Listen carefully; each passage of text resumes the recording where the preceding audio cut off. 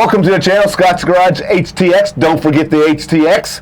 Look what I get to ride in today. I got some shots on the road, and we'll go over this once and see what it's all about. Let's get started. So this is a 1961 Daimler Ferret, also known as a British Ferret. They were made between 1952 and 1971. They're basically a tank reconnaissance. This one right here, this comes with 35-inch tires, 19-inch rims, and the wheelbase is about 90 inches. We're about 14 to 15 inches off the ground. This thing will pretty much go anywhere. Right now it's going on the Houston streets. All of these things, make believing to be fenders, have storage in them. So you can keep your ammo and other things. So yeah, you got storage everywhere. Even on the hubcap here, you have some storage. Storage on the other side. As we climb inside here, there's some escape hatches, and I'm really not sure how you get through this escape hatch and the escape hatch on the other side with this in your way. I don't know if something blows off or whatever. But to continue around the vehicle, you have this transversal turret. You have two people in here. You got a driver, and then you also have your gunner. The gunner's in charge of this 30mm machine gun. That makes sense. I think the 30mm or 30-06 was made in '06. Now, up here, you've got grenade launchers. These were usually filled with smoke grenades. You got 6, 3 on each side. I'm assuming that it didn't come with mirrors because that was just put on there for the road, because I assume if you put a grenade here, you're going to blow your mirror right off. You have all these hatches. You can drive this thing with periscopes. The gunner has a periscope, and the driver has a periscope if you seal this all up. This, I'm not sure of the armament on this. You probably looked that up on Wikipedia or something like that. But this is armored all the way around. The only place where it's not as armored is the top. It's a little bit more susceptible there, but that's because you have these hatches and stuff like that. But it's still armored all the way around. You can see more storage on this side. This thing is powered by a Rolls-Royce 4.26 liter inline 6. It's gas powered. I thought it was diesel powered at the beginning because it did not have too many RPMs. He has this rev limited at 3,000 RPMs. Top speed of this thing is supposed to be 58 miles an hour. I can verify that. We did hit 50 plus on the highway. Right here, I couldn't figure out what this was, why this was vented and stuff, and then I realized, well, it's to protect the radiator. The radiator's right here, and this is armored. This is 4x4. It's four-wheel drive all the way around, of course, and the springs that hold this up are immense. I've heard 2 weight ratings on this. 3.7 tons, I think that's 8,000 pounds, or 12,000 pounds, I'm not sure. But if you looked underneath here and saw the springs are immense to keep this thing. The ride is unbelievable. You'd think this thing with a short wheelbase would be completely bonkers, but it's not. All the weight settles on those springs, and it's like riding in a limo. You do not feel any of the bumps. It's got 4-wheel drum brakes all the way around it, and it does stop, surprisingly. The drum brakes are huge. And we'll get some shots of those. Now, climbing into this thing is a chore for somebody with my frame. I have to be very careful. I've already climbed in once, and I've already bumped my head really badly on this. Everything's pointy in here. This was not made during OSHA concerns, that's for sure. So getting in here is a bit of a chore for me. But let's see how far I can get in. Wish I could drive it, but I don't think I can. Okay, I think I'm in. Oh, it's been raining, so the floor's a little bit wet. Check out all the instruments. And I have no idea what any of them do. Like, I don't have any idea what that button does. I'm assuming start is start. Maybe I should start it. Nah, okay, maybe not.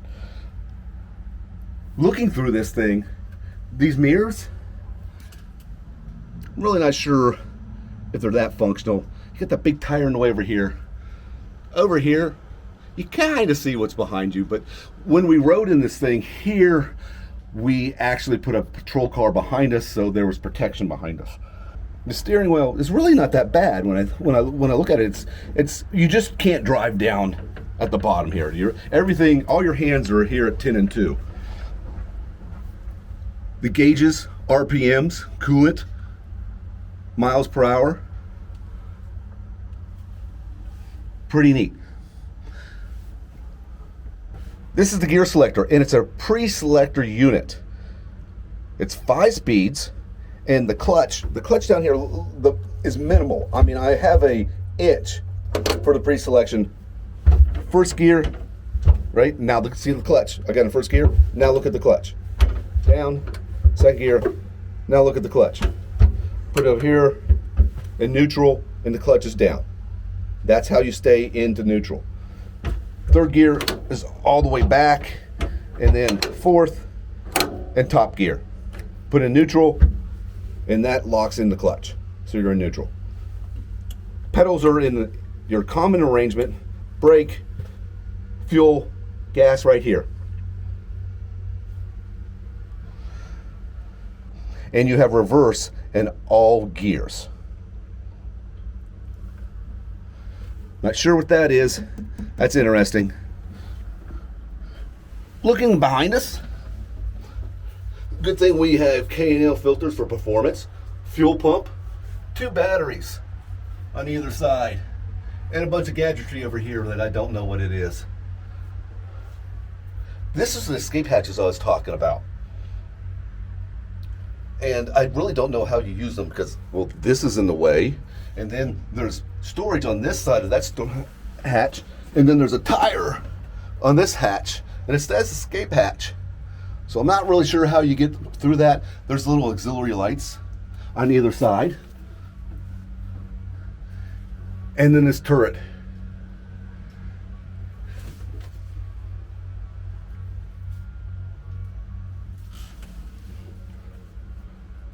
Pretty nifty.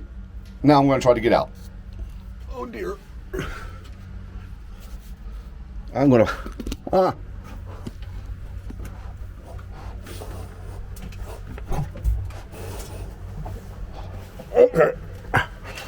Okay, I'm on the jump seat. Trying to be careful.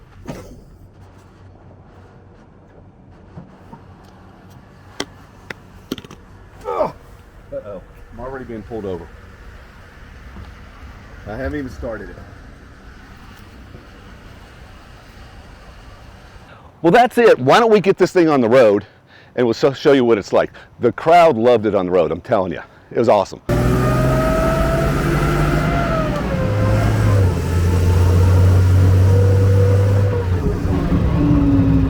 cool right here. You got a periscope right here when you seal it up.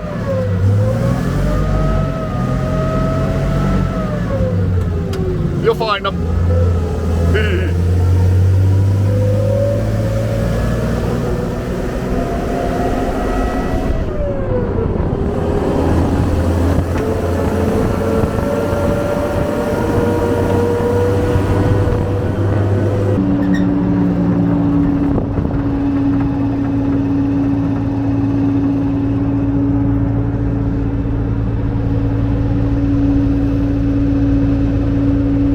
If we hit anything, it's really bad on them, not on us. We'd be fine.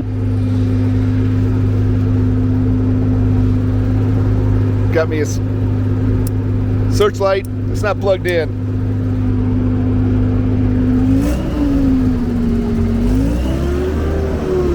Now all we need is getting these guns functional for use in traffic.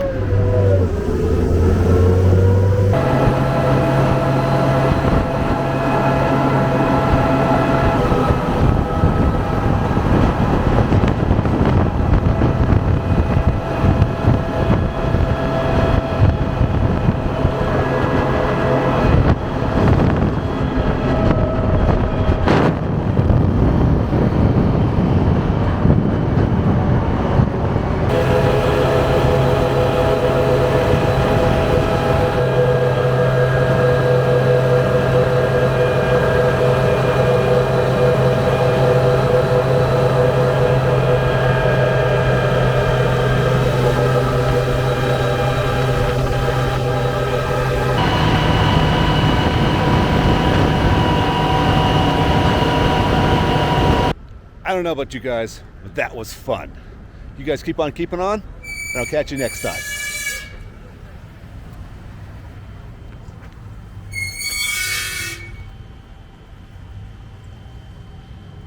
I think my police department needs to work on their brakes.